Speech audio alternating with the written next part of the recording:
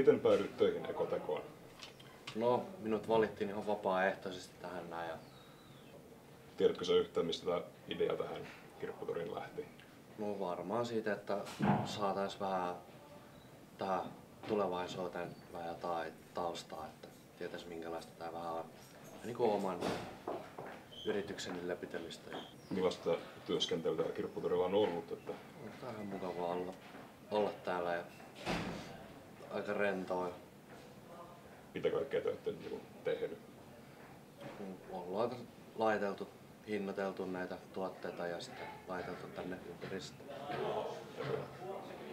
No, koetko sä, että tämä ekoteossa työskentely olisi sitten hyödyllistä sun tulevaisuuden kannalta tai opiskelun?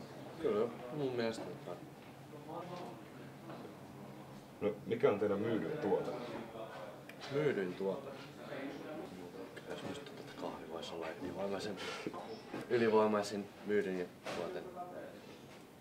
Kiitos. Kiitoksia.